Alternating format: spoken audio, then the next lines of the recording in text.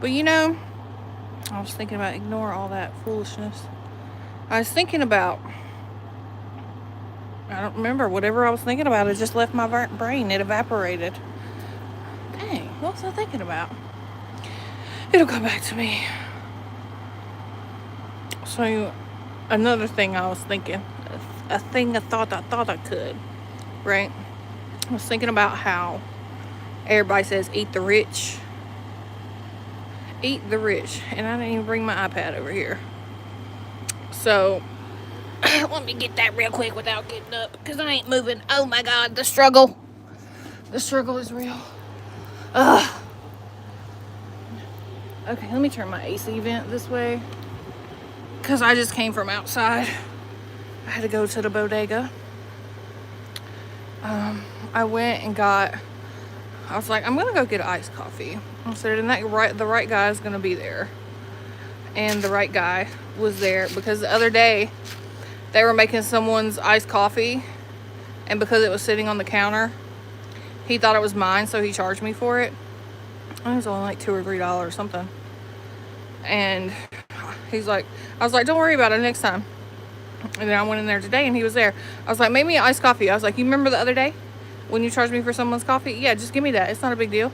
And then he was looking around for a second. Then he's like, oh yeah, I'm so sorry. I was like, don't be sorry. Like, I never understood people who trip over $2 or $3.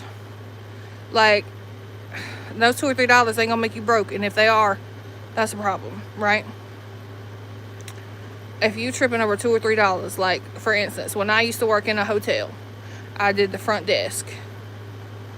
I was the front desk person, and if you book through a third party, you get a cheaper rate than the hotel will give you, but then you have to pay a service fee or convenience, some sort of fee when you get to the hotel. And it was $4 per person per day, which is a little outrageous, I guess, when you think about it, because if it was like $4 one time, that's cool. But again, you didn't read the fine print in your booking, and then you want to come argue with me over some measly little $4. If you're arguing over $4, I assume you're broke. And broke. Okay, so let's talk about wealth and poverty. Okay, so broke. We'll do poverty and broke first. Broke. You know what broke is like, right? Broke in, not working. Something that's not working is broke, and something that's not working is usually broke. But those of us who know how to hack the system don't work and still get paid, right? Okay. Ooh, what's my password? Oh, there we go. Okay. So what did I say I was going to do? I said I was going to... Okay, broke. Broke. Not roke, broke. B-R-O-K-E. Broke etymology. Okay.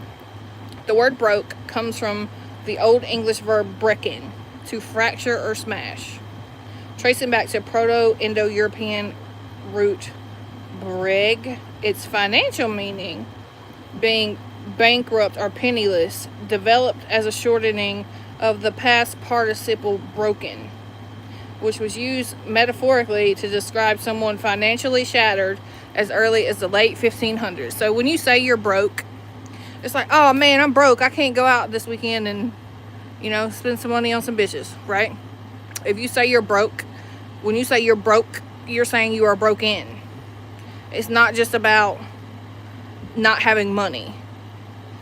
Like, for instance, if I didn't have the money to do something, I would be like, I have redistributed my finances, and that's not for me right now. Like, you play it in a way so where you don't look like you're broke, because why would you be broke? Like, listen, I've redistributed my finances. I got something big coming up. I have invested my finances elsewhere. I don't have it for that right now. Because why would I say I'm broke? Because if I believe I'm broke, that means I believe I'm broken. Okay, now let's look up poverty. Okay, P-O. Okay, I'm trying to See, a lot of times I can guess just based on the prefix, the suffix. Okay, the word poverty comes from the late 12th century Old French word pauvreté, meaning destruction. No, I read that wrong. Destitution, need, or wretched condition. This traces back to the Latin word paupertas, which means poverty, and derives from pauper, meaning poor. So, poverty, poverty means that you are describing yourself as in destitution, need, or a wretched condition. And when you say you're broke, you're saying you are broken. Right? When you say that you are broken, how can you be fixed if you're broken? Right? And this goes back to how everybody says eat the rich. How about you be the rich? And I'm not talking about, like, by rich, I don't mean someone who's a trillionaire. I don't mean someone who's a billionaire. I mean, by rich and wealthy, I mean someone who does not struggle financially. Someone who has enough money to do whatever they want and need. Okay, so now that we've looked up the broke side, let's look up. And you know, everybody says eat the rich, but rich just means, so if you ever have a dessert and it's like super sweet and dense, and you just like, you know, it's just too rich. Like, you ever heard that saying, too rich for my blood? I'm about to tell you why. Okay, so rich comes from the Old English I don't know, it has all those accent marks on it, I don't know, meaning powerful, mighty, or ruler, which evolved from a Proto-Germanic word. Originally, the word meant having power or being a king rather than having money. Over time, power and wealth were connected, shifting the meaning to wealthy. So we talk about rich, right? So another word for rich is wealthy. Okay. So, wealthy etymology. And I'm not talking about what we have bastardized the words to mean today. This is why things get lost in translation. So if you're going to use a word, look it up. Look up the original meaning of the word, because that's what it still means. That's the foundation of words. We've just evolved, but sometimes evolving, you de-evolve. Okay, the word wealthy comes from the Middle English wealthy, spelled W-E-L-T-H-I, formed around 1400 from the noun wealth. Originally, it meant possessing good fortune or general well-being, but by the early 15th century, it shifted to mean rich and opulent. And so, you know, to really be meta and break it down further, all words are just words used to describe other words. It's like every word used to describe another word has a definition in and of itself. So language is something that's very complex. Language is so complex. So someone who is rich, or someone who is a billionaire or a trillionaire, I consider them drains on society, like leeches on society. Because what do you mean 1% of people have control over 99% of people? But it goes back to what I'm talking about. We complain about capitalism, and then we simultaneously funnel money into capitalism. Like, it's the same analogy I used yesterday. It's like complaining about, like, saying you don't do drugs and then giving all your money to the cartels. It don't make sense, right? Like, this is capitalism, basically. We complain about capitalism and simultaneously funnel it to, like, none of these billionaires and trillionaires would be billionaires and trillionaires if the 99% stopped giving their money to them. But why do we give our money to them? Because of wealth. But not because of wealth. Because of convenience. Because of convenience. You're funneling your riches from you to them and then complaining that they're rich. But I don't believe, like, the cap should be, if you're going to be rich, the cap should be in the millions somewhere. Because if you can go through millions and millions of dollars in your lifetime, you are just a drain on resources. Because it doesn't matter how much money you have. You as one person can only live in one of your 17 houses at once, you know? So at a certain point, we have become over consumers in wealth as well as everything else. Like, somehow we have become, gluttons to consumption. Like, and then we conveniently ignore how all our trash ends up in the ocean and the landfills because we're the ones that put it there. You might not directly throw your trash into the ocean, but it ends up there nonetheless. So, wealth and rich do not necessarily mean the same thing. Like I just broke down the word uses.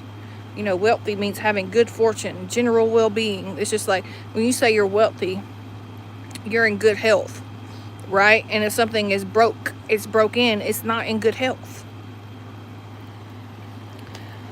And there's a difference between being rich, and there's a difference in being rich and then hoarding all of the wealth that has made its way to you. Because if you're a billionaire, why?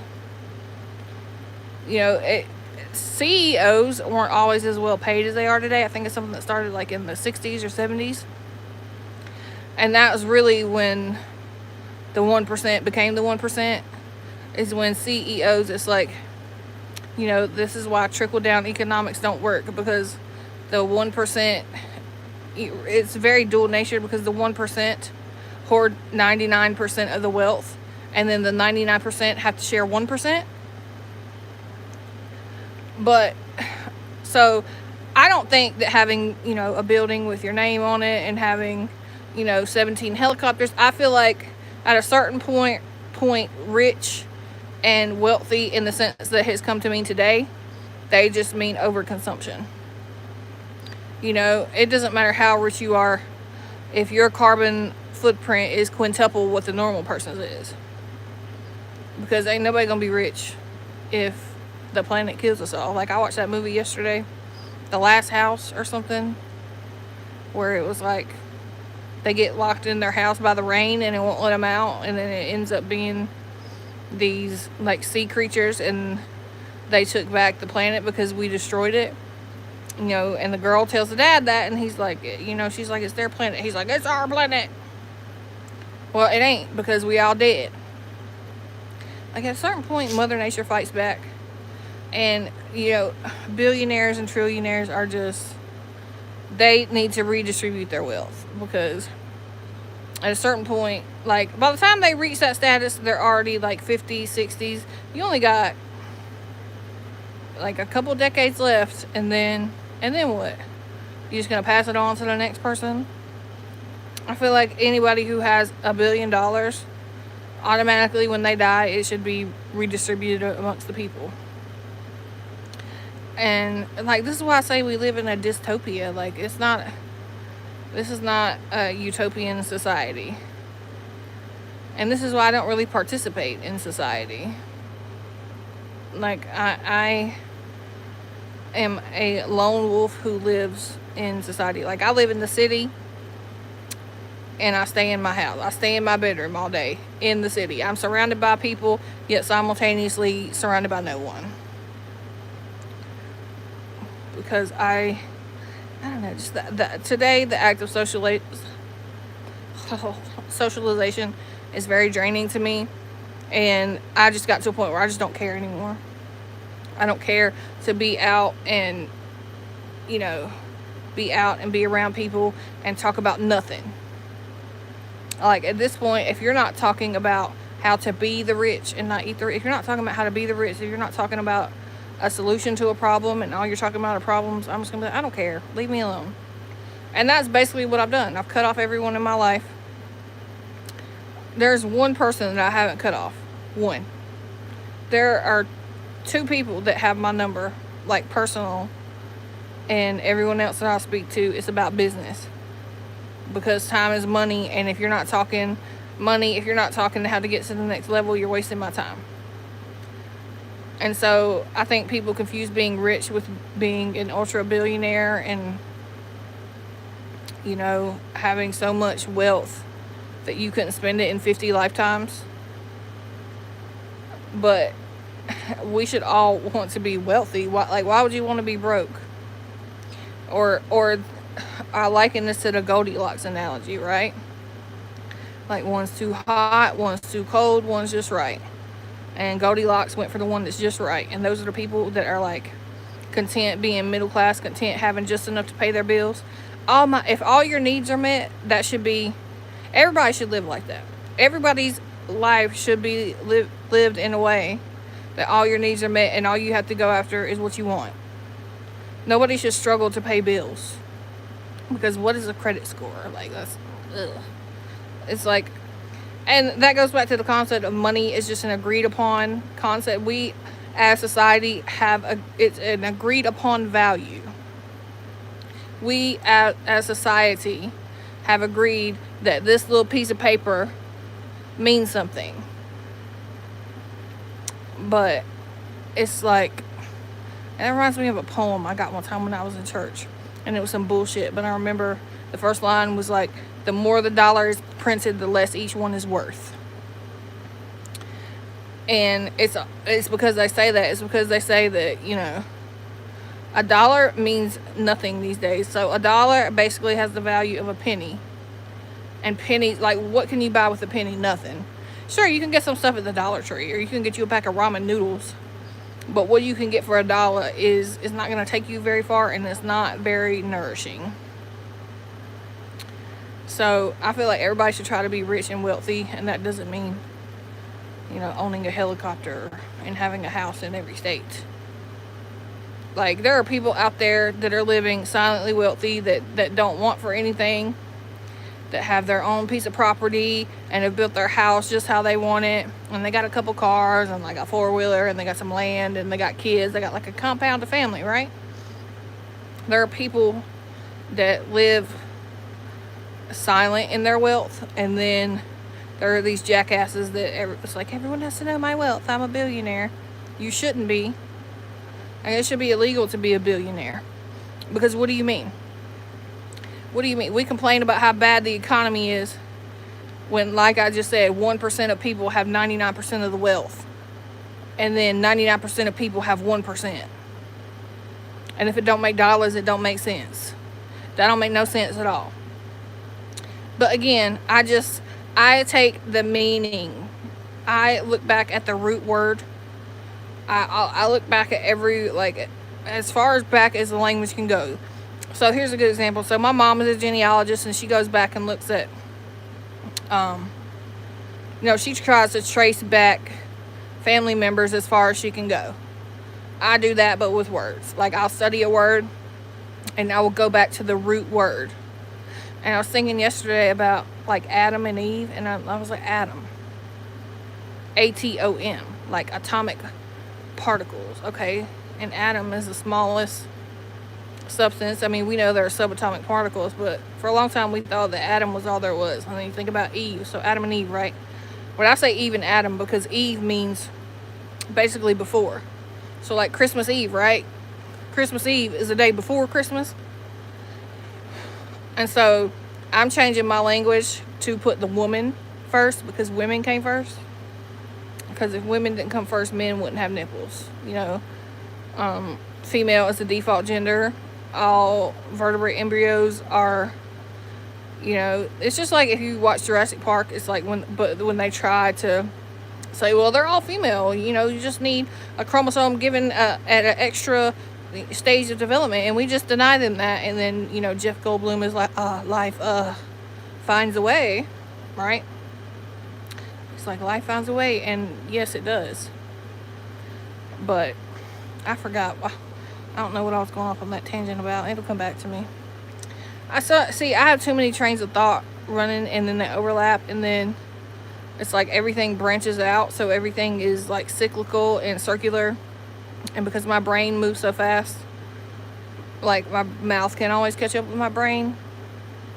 But oh well. I wish I could like rewind and see what I was talking about just now, but yeah. So yeah, that's like the neurodivergent in me, and the ADHD, and the, because that's why so a lot of times I don't look at the comments while I'm talking, because it will distract me from what I'm talking about, and then I'll lose my train of thought. And I'm not medicated, you know. I've suffered from, I used to suffer from, you know, anxiety, depression, ADHD, blah, blah, blah, OCD, ABCD, EFG, all those things. I'm an alphabet girl. And every medication that I have tried, especially something that's an antidepressant, like they would give me antidepressants for anxiety. And like I understand why they try to do that, but I would have to give up aspects of my personality. So any antidepressant that they put me on, like, yeah, it would lessen my anxiety, but it would also dim my light. Like, I could feel it. I could feel the shift. I could feel how it was stifling me and suppressing me. So even though sometimes I have episodes, I've learned to identify my triggers. And I've learned, you know, basically how to self-manage. Because what I'm not gonna do is get put on some medication that makes me a zombie. And while like medication works for some people, and I'm glad, and I'm not here to down on anybody for that, I'm out here raw dogging reality. Okay, no smoking, no drinking. Well, I can't say no drugs because caffeine is a drug, and I just got some iced coffee. But it's like this is my brain. This is my brain. You know how I'll be like, this is your brain on drugs. This is my brain not on drugs. And drugs cloud the mind. Like, a drug gives you an artificial high. But then it's like, it's not a stimulating high. It's like your head is just in the clouds. And it's just like dopamine is flowing. And then a few hours later, you're back to homeostasis. And then you have to do it again. Whereas me, I'm like on cloud 9 right now. And I'm completely sober. You know, caffeine is a stimulant. Sure, I'll give you that. But, and I'm trying to stay away from caffeine. Like, it's my birthday week. So, like, this is the one week where I do whatever I want. Like, there's no rules. And I've been called extra because I'm like, this is my birthday week. This is my birthday month, you know? But I don't care. Maybe I'm not extra. Maybe I'm not extra large. Maybe y'all just extra small. You know? It's a quote that I see everywhere now. It's like, stop letting people with no abracadabra tell you what to do with your magic. But I've always just said, those who don't believe in magic will never find it. It's like, stop letting people dim your light. Stop letting people tell you that you're not magic. And my magic is words and spells. Grammar. Oh, that's a good one. Let's look up grammar. Because I look at grammar and grimoire basically the same. Grammar, grimoire, spells, spelling, grammar. What in the fuck is that? Grammar, etymology. So yeah, I decode things a lot, and my mind moves really fast. It moves from one thing to the next. So keep up. It means art of letters. It traces back to gramma and grapheme, meaning to letter and to write.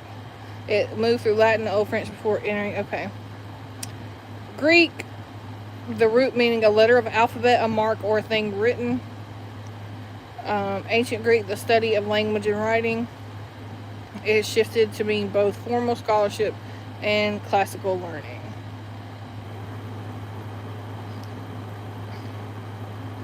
Grammar developed a secondary medieval meaning related to occult learning, astrology, and sorcery. Grimoire. So grammar and grimoire are a lot alike. Spells and spelling. Okay, let's look up spell while we're at it. So words are magic, and the whole point of this is like to just be more mindful about the words you say. If you don't even know the word meaning, why are you using the word? And not the word that it means today, the original meaning of the word. Okay. The word spell has multiple distinct origins depending on the usage. The senses relating to letters and magical incantations share a deep Germanic root meaning to speak or tell. While the noun meaning a period of time comes from a separate root. Okay, so again, the senses related to letters and magical incantations share a deep Germanic root meaning to speak or to tell. Spell, spelling, words are spells. And when you put words into a rhyme format, it just does something. It's just like the magic works. And because magic is subtle, it's not like in the world of Harry Potter, you know? Like, you have to believe in magic. You have to believe you are magic. And if you're looking at me right now like, this bitch is crazy, she don't know what she's talking about, and you just live in the world of the mundane, this ain't for you. This is not for you. But if you live in the world of the mundane and all the magic has been erased from you, like, you know how as kids we had like imaginary friends. I had an imaginary friend. Like, imagination is usually more vivid when you're a child for most people, and my vivid imagination stayed because I still have imaginary friends. But I don't nobody gotta know. See, people look at you crazy when you still believe in the same things you believed as a child. It's like my inner child is also my outer child.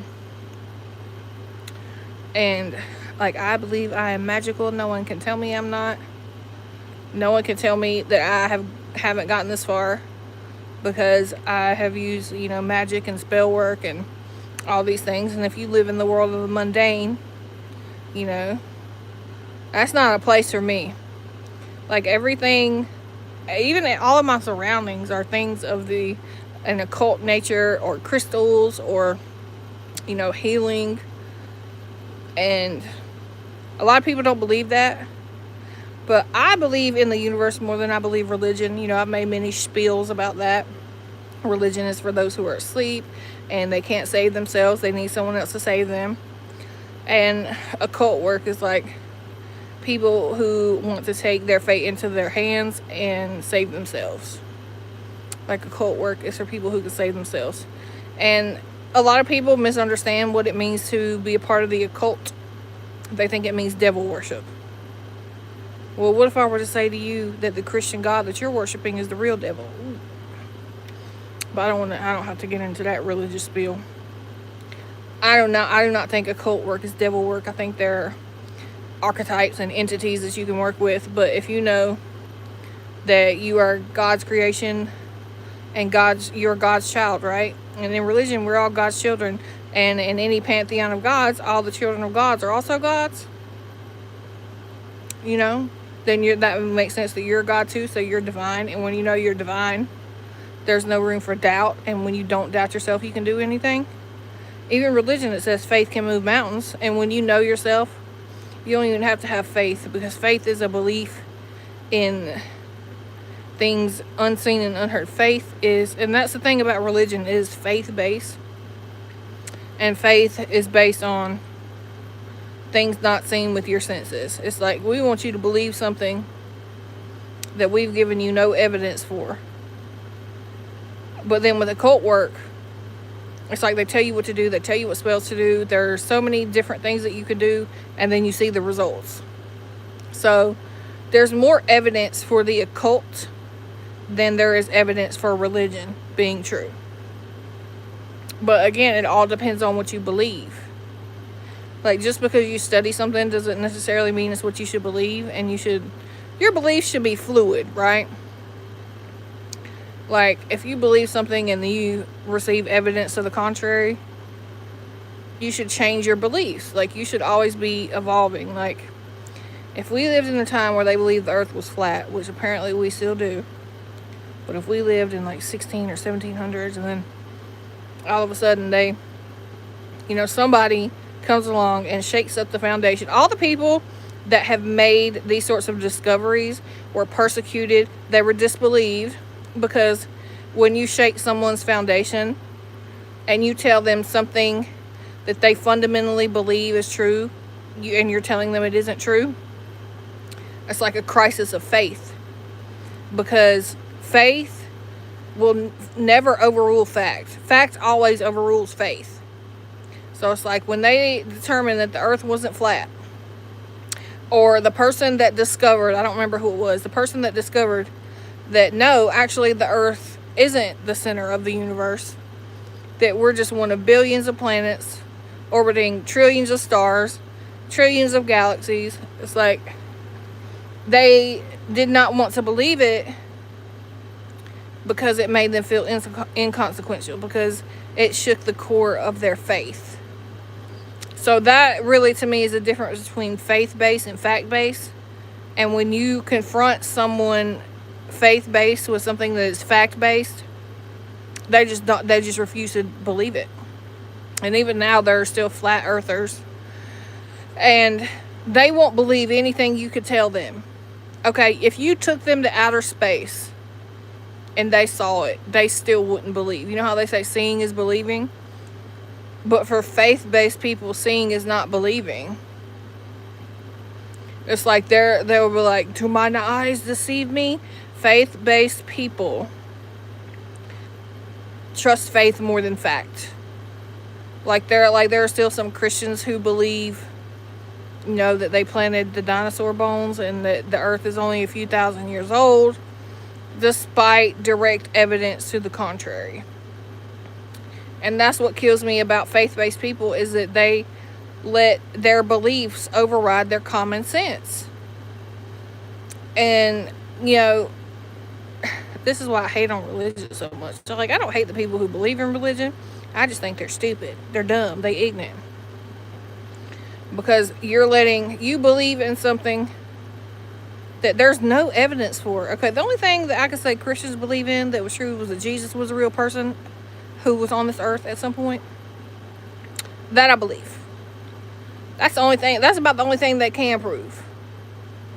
Everything else, it's up in the air. That's what I believe, that the most historical, factual texts in the Bible and in religious texts are maybe about the people that exist, not necessarily what they believe happened.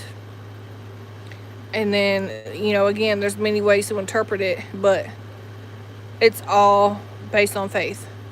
And with religion, there's no evolving, because this world has changed so much, and then you're reading a book that's thousands of years old that hasn't changed, but people have changed. So how can you ascend to godhood? How can you ascend to your divinity if you are still, it's like you're using a relegated text. It's like we on iPhone 711 and you on iPhone 2. It's like you can't use texts that were written thousands of years ago and think they're going to be relevant to people living today. But people live their whole life around texts that were written by man. And this is one of my biggest problems with religion. It makes fools out of people. And this is why, everything relating to the occult back in the day, it used to be called forbidden knowledge. And even if you type up forbidden knowledge now, the thing about it is it's not forbidden. People just don't want to study it. People would rather watch, videos on TikTok. TikTok, TikTok, TikTok, taking all your time. But the knowledge is out there. And I've done a lot of studying of that on my own. But now I'm looking more inward. All the knowledge I have is inward. Besides looking up the meaning of words, I don't have to study the teachings of other people, like, Abraham Millen, the Emerald Tablets of Thoth. I've read all those. That's just a couple off the top of my head. But I've read a lot of books. I've studied a lot of people. And I am now learning from the divine being in me. And this is where all my writing comes from. I don't really have the energy to read one right now. I'm kind of having a chill, low-key day. But I was reading one this morning, and it was just I was like, wow. I'll write something and forget that I write it, and then it'll just come up in my inner matrix. And I'm like, wow. That is so, I have to decode my own thing sometimes, because that's the way I naturally think. And then I'll have to decode it, and I'm like, that's what I meant by that. And it'll be so relevant to things going on in my life. But again, I have all this access to knowledge and, synchronicities and downloads from the universe because of choices that I've made, because of people and substances that I have chosen to cut off. It's like the universe rewards you. You tell the universe what you are, and then it's going to put you through the obstacles. And if you stay to the course, you get everything you ever wanted. And that's why I've gotten everything I've ever wanted. And things that I haven't accomplished yet are in the making. They are on the way. And that's about it. So that's all my thoughts this morning. That's your daily bread. Now I'm gonna go get something to eat because my stomach is rumbly in my tumbly. So yeah, I might have going later, but that's just